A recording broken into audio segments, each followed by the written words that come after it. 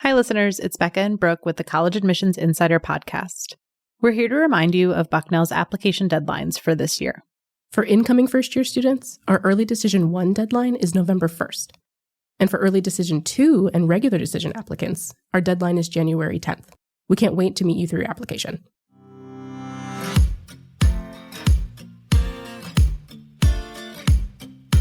Whether we meet them in elementary, high school, or college and beyond, we all have that teacher who made a remarkable difference in our lives. A teacher who went above and beyond to help us work through an academic challenge, or encouraged us to believe in our talents, or even gave us a kernel of advice that we still lean on today. It's easy to think that those wonderful teachers were simply born for the job, but dedicated, compassionate, and empowering educators aren't magic, they're made. I'm Brooke Timms from Bucknell University, and this episode of College Admissions Insider is for the high schoolers out there who want to be that wonderful, life-changing teacher. And I'm Brian Wendell, also from Bucknell. In this episode, we'll dive deep into how to choose the right major for a future in education. We'll also talk about what it takes to earn teaching certification and why those looking to make a positive impact on future generations might want to consider a career in education in the first place. And here to school us on all of that and even more is Ellen Amarante, Bucknell's Director of Professional Education. Ellen has a graduate degree in educational administration, as well as experience as an elementary school teacher. She's been at Bucknell for 7 years, the last 4 of those spent working in the education department. Welcome to the podcast, Ellen. Thank you. I'm very excited about this conversation. Yeah, so are we. Thanks so much. And let's start off by talking about your role as the professional education director. Can you kind of take us into your job and how you help mentor and advise students who are interested in these education fields? Sure. I have to say that that's a really exciting part of my job because I get to follow our students from start to finish and even beyond that point. So I have conversations with prospective students, answering questions kind of similar to the ones that we're chatting about today. I also have opportunities to connect with our alum population, and I continue to support and coach them through the early years in the field for them. During the journey through the program, I have a few different roles like academic advisor, a field placement coordinator, and supervisor. But most importantly, I want to be an advocate and sounding board for our students. And you also may have me for a class or two as well thrown in there. And so speaking of classes and students, let's get an idea of what an education program might look like. At Bucknell, students can earn either a Bachelor of Arts or a Bachelor of Science in Education. So let's start with the first. What does a Bachelor of Arts program in education prepare students to do after graduation? The Education BA is a very versatile degree, and it's also somewhat unique. Not all colleges or universities offer a degree program of that nature. So it focuses on broader concepts of educational systems. It doesn't include the methods courses that are required for certification. So those for the degree is more for those who are interested in a career in education that isn't in the K-12 classroom. So many of these students will choose to double major, opt in psychology or sociology. Sometimes students choose a BA when they come to the idea later in their college career that they may have an interest in teaching. They've worked with students in a volunteer capacity or in some sort of an extracurricular program, and they find out they actually do have an interest in teaching. So they'll come to the department and say, what can I do? And we encourage them to take that BA path. Other students continue to go into graduate work in fields like school psychology, reading specialization, special education, speech pathology, and still others decide to take a wider view of education, focusing on educational policy, educational research. Now, our BA program also includes an extensive internship in senior year that helps our students solidify their career aspirations or provides an opportunity to explore an interest in a sector that they haven't really had a lot of experience in prior to that point, and they want to see, hey, do I have an interest in pursuing this further in the future? That's awesome. And how about a Bachelor of Science program? How does that differ from what you just shared? Sure. So our BSED, as it's known, our Bachelor of Science in Education program, prepares students for teaching certification in the state of Pennsylvania in grades pre-K through 4. So in addition to a more methods-based curriculum, a more practical curriculum, the BS includes many hours of field experience and culminates in a full-time student teaching experience in the senior year. And so for students who do want to teach in the classroom anywhere from pre-kindergarten through 12th grade, is majoring in education in one way or another the only way to become a teacher? Say a science, math, or history major decides at some point that they want to teach that subject specifically in a school. Is there a way for them to earn the credentials to do so? Yeah, that's a really important question, Brooke. Thank you. And it's important to note that for our BSED, that is pre-K through grades 4, but those who wish to teach in a secondary grade level, 7 to 12, will take a BA in their content area of interest. So they'll graduate with a Bachelor of Arts in Math or a Bachelor of Arts in Bio or Chem, which is a little bit unique to Bucknell, but is also a model that is common throughout the state. But that leads me to the fact that certification routes can be really tricky. They vary in each state, and they even vary from program to program within Pennsylvania. So you will need to do a little bit of research there to find out exactly how the program works in the state and in the institutions that you're looking at. But again, if you're looking at that secondary, what you had mentioned, science, math, history, at Bucknell and at most PA universities, you would actually major in the content area in which you wanted to teach, and you take those certification courses on the side almost as a minor. There are also post-baccalaureate paths to teaching certification. It's always a possibility, but I think those post-bac programs are probably a little outside of the scope of our conversation today. You'll need a certification to teach in the classroom, and I understand one of the many roles you have is helping guide students through that process of teacher certification, understanding all the nuances that go into it. So can you give us a shortened version of that, like what you in your office and other schools like Bucknell with similar offices might do to help guide students through that process? One of the things that surprises people when we talk about this is that our university degree program and certification are two different things. Our programs at Bucknell have been approved by the state of Pennsylvania as a preparatory program. Once students graduate, though, they apply for certification with the state. So we get that application back and we confirm that they've met the required competencies, but then it goes back to the state and it's their job to review and provide that certification.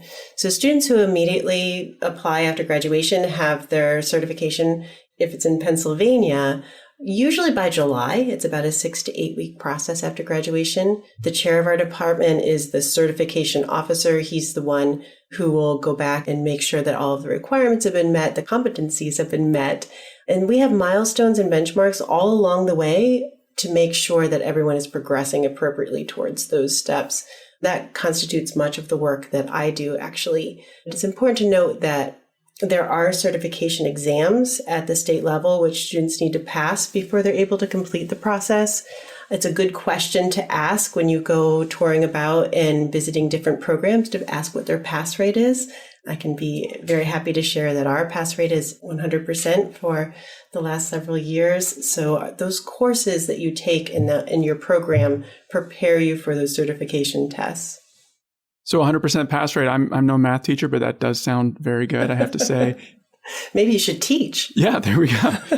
So back to the state certification. At Bucknell, we've got about 35 different states represented in our student body. So students come from all over. So that brings up the question of a one-size-fits-all certification. Is your PA certification going to travel with you to Ohio, New York, California, North Carolina, all these other places? Or are you going to have to get certified in whatever state you plan to teach in? That's another important and very complicated question, Ryan. It is certainly possible to be trained in a teacher prep program in one state and get certified in another. Each state has different requirements and protocols for certification. So it's easiest to be certified in the state in which you're prepared, since that program is pre-approved by the state. But there are other ways to do this. There are states that share reciprocity, meaning that a license in one state will transfer to another, although that usually is after you've been teaching for a couple of years in that state and your license becomes permanent.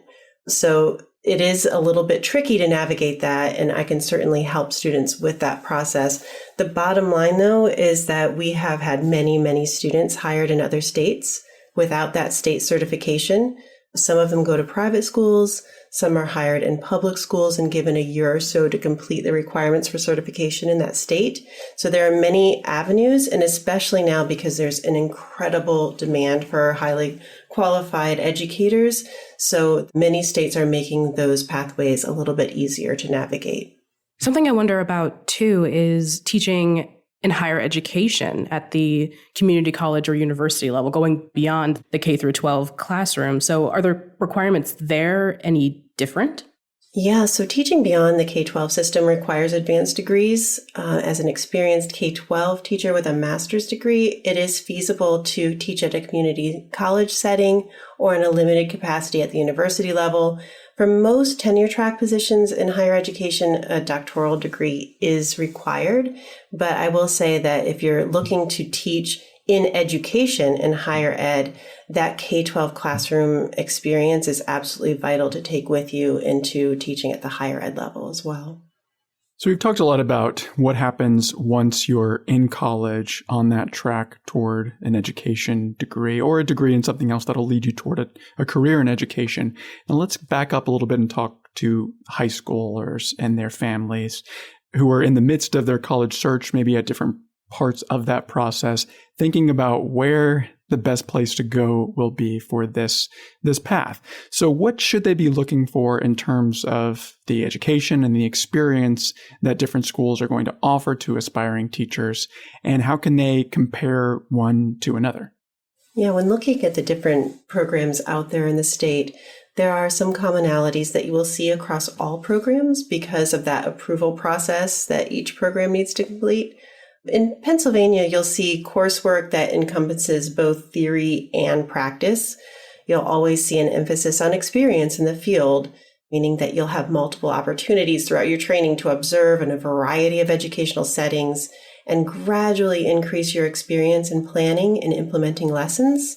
That field experience culminates always in a student teaching semester where you are a full-time teacher in a classroom, and you're supported by an experienced mentor teacher as well as a university supervisor. So those are things that are ubiquitous to our teacher prep programs in PA. But there are some variables that include the educational philosophy of the department, the way in which those field experiences are structured, the size of the program, the opportunities to engage in professional development training, research projects. At Bucknell, we offer placements from the spring of the first year, which is a little unique. And those placements are always tied to your courses, meaning that if you are going to be in an early literacy class, we will work to place you in a primary school setting, meaning a K-2 setting, where children are just learning those foundational skills of reading and writing. So you're instantly putting into practice the things that you're learning in the classroom. And another factor for Bucknell is that we have a very small cohort size, meaning that you work intensively with your professors and you get to know them at a personal level as well as a professional level. Many of our students engage in meaningful research with our professors, publishing articles, attending conferences. We also value experiences in non-traditional settings like nature schools, private schools, preschools.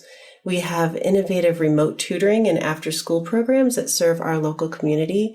So these are the nuances that really set a program apart, and these are the things to look for as you conduct your search. So it's all about doing that research and really getting a sense of what program is going to provide the experiences that you need. Exactly, yes. And something else that's so crucial to the college search process that we've talked about on this podcast before is evaluating affordability and return on investment as part of that research process, right? And it's commonly said that school teachers generally aren't paid what they're worth, considering all that they do. So can we dive into the value that a degree from a prestigious institution like Bucknell does bring to a future teacher? Sure. We get that question a lot, Brooke, and I understand it's an important one to ask. The coursework here focuses on becoming critical thinkers and educational advocates. Our students consider what the educational system is historically, currently, and how they personally envision their role in the system's future. The opportunities for mentorship are outstanding at our more prestigious institutions since, as I mentioned earlier, they're often smaller in number. So you get to know your professors extremely well. You have unique opportunities to dive deeply into educational topics and research of interest to you. I knew here at Bucknell, we also have a global perspective, keeping room in your schedule to travel abroad in your junior year if you wish to do that. So I believe those factors set our program apart. If you're seeking secondary certification, our STEM departments are phenomenal. The labs, the research opportunities there, the advanced coursework often set private institutions apart from other teacher preparation programs. So being a teacher involves a lot more than just the classroom time and grading papers at home. There's the added reality of the social and the political matters that are influencing what's happening in the classroom. I mean, the headlines are everywhere, right? There's masking mandates. There's questions about curriculum. So how are you preparing students, and how can students prepare themselves for that aspect of the work that they'll have to do as teachers?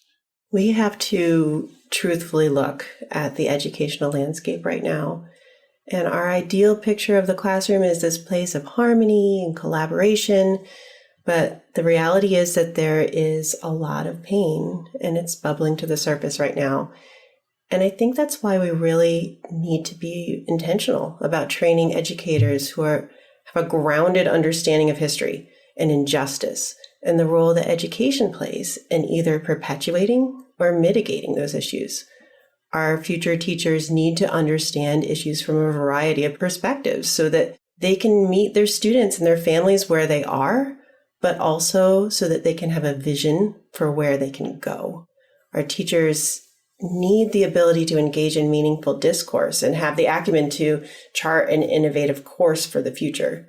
The work of educating our nation's children goes way beyond literacy and STEM. I think that teachers are professionals, and I hope that we can continue to move in a direction as a country that acknowledges our educators' expertise and our educators' value. So, a good liberal arts education can help prepare our educators to meet those demands today. So, in addition to the need for teachers, that also brings up the need for, advocates, people who are trained to advocate for these teachers and can frankly educate our policymakers on the realities of what's happening in classrooms and schools. So how might a student who is interested in that path be prepared at an institution like Bucknell to do that kind of important work? Right. We have a bunch of our students who are extremely interested in that kind of work. Many of them are planning to get certified and go into the classroom so that they understand what the role of the teacher truly is. And I think that that's vital because too many people, I think, want to jump over that process and go right into a grad school program or, a poli-sci program where they're learning how to take on those policy issues without having lived it. So I really appreciate that many of our students see that need first. And that's not to say that everyone needs to do that. Again, I talked about our Education BA program that doesn't seek certification, but does have aspects of field experience and getting some of that real world experience in while they're here in those 4 years. And many of them go on to master's programs that are in educational policy. Or sometimes, like I said before, they will go into other para-professional fields in education, see how things work from that side of things, as like I said, in special education or in speech pathology and guidance counseling. And they'll get that taste of it and then move on into the state level and the policy level. It's extremely important that we have advocates who know what it's like to be a teacher day in and day out, and to be able to promote that change that we so desperately need. Yeah, in many ways, classrooms and learning spaces are at the center of society. And those roles, whether it be, day in, day out, hands-on teaching, or even from a policy standpoint, can be as complex as they are rewarding and important. So as we come to a close, I'd like to zoom out and talk a bit broadly about the general landscape of education right now. We, see lots of headlines, like Brian mentioned, about teaching, especially teacher shortages and things like that. But what are you actually seeing in the real world? And part 2, why should students who want to have a hand in propping up, future generations consider a path in education? We see so many mugs and t-shirts about teachers changing the world one life at a time. I really think that's true. At the same time, the demands we place on educators to be almost superhuman is just unfair. So I don't want to paint a false picture. Deciding to become an educator at any time is a noble choice. But right now, it's a courageous act of hope. We can't give up on our commitment to effectively teach our nation's children. I see this moment really then as an opportunity. We have well-grounded, mature educators who can play a role in what education will become next. The pandemic has drawn a line in the sand. There's no going back to normal, and that's scary in a lot of ways, but it's also exciting. Change happens in tension and friction. So I'm excited to meet the educators who are enrolling in our programs who will really help lead that charge. That's awesome. A courageous act of hope. I love that. Let's put that on a mug or a t-shirt, right? This has been a really inspiring conversation and a really great episode of College Admissions Insider. Thanks to Ellen Amarante for taking the time to lend us your expertise today. Thanks for having me. It's been fun. And thanks to everyone out there for listening. If you're a fan of the podcast, please take a moment to rate, subscribe, and share this episode with any aspiring educators you know. We'll be back with another new episode in 2 weeks. In the meantime, please send your questions, comments, and episode ideas by email. That's podcast@bucknell.edu. We also invite you to follow Bucknell on all of your favorite social media apps. Just look for @BucknellU on Instagram, Facebook, Twitter, YouTube, and TikTok. You can also follow our student-run Instagram account, which is @IamRayBucknell. Until next time, keep on reaching for your dreams and your dream school.